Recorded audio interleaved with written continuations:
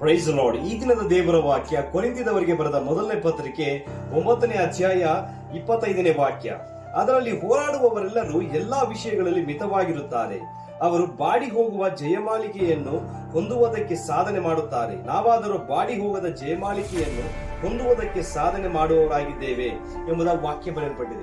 ಹೌದು ಪ್ರಿಯರೇ, ಯಾಕಂದ್ರೆ ಮನುಷ್ಯನು ಯಾವ್ದಾದ್ರು ಒಂದು ಸಾಧನೆ ಮಾಡಬೇಕಾದ್ರೆ ಮೊದಲದಾಗಿ ಅವನು ದೇಹವನ್ನು ಮತ್ತು ಎಲ್ಲಾ ವಿಧವಾದ ಕಾರ್ಯದಲ್ಲಿ ತನ್ನನ್ನು ತಾನೇ ಸಿದ್ಧಪಡಿಸಿಕೊಂಡು ಹೋರಾಡುವವನಾಗಿರ್ತಾನೆ. ಒಂದು ರಂಗಸ್ಥಾನದಲ್ಲಿ ಓಡುವವನು ಯಾವ ರೀತಿಯಾಗಿ ಸಿದ್ಧಪಡಿಸಿಕೊಳ್ತಾನೋ ಅದೇ ರೀತಿಯಾಗಿ ಈ ಲೋಕದಲ್ಲಿ ಓಡುವವರಾದ ನಾವು ಯೇಸು ಕ್ರಿಸ್ತನ ಬರುವಿಕೆಯನ್ನು ತೆಗೆದುಕೊಳ್ಳಬೇಕಾದ್ರೆ, ಆತನ ಪರಿಶುದ್ಧ ಸ್ಥಾನದಲ್ಲಿ ವಾಸ ಮಾಡಬೇಕಾದ್ರೆ ನಮ್ಮನ್ನು ನಾವು ತಿದ್ದಿಕೊಂಡು ಸರಿಪಡಿಸಿಕೊಂಡು ಪರಿಶುದ್ಧರಾಗಿ ದೇವರ ಸಮ್ಮುಖದಲ್ಲಿ ಓಡೋರಾಗಿರಬೇಕು ಪ್ರಿಯರೇ. ಯಾಕಂದ್ರೆ ಈ ಲೋಕದಲ್ಲಿ ಅಳಿದು ಹೋಗುತ್ತಿರುವ ಜಯಮಾಲಿಯನ್ನು ಹೊಂದುವುದಕ್ಕಾಗಿ ಆತರ ಓಡ್ತಾರಂದ್ರೆ, ಇನ್ನು ಶಾಶ್ವತವಾಗಿ ಆತನ ಸಮ್ಮುಖದಲ್ಲಿ ಬರುವಂತಹ ಒಂದು ಜಯಮಾಲಿಯನ್ನು ಹೊಂದುವವರಾದ ನಾವು ಯಾವ ರೀತಿ ಜೀವಿಸುವವರಾಗಿರಬೇಕು.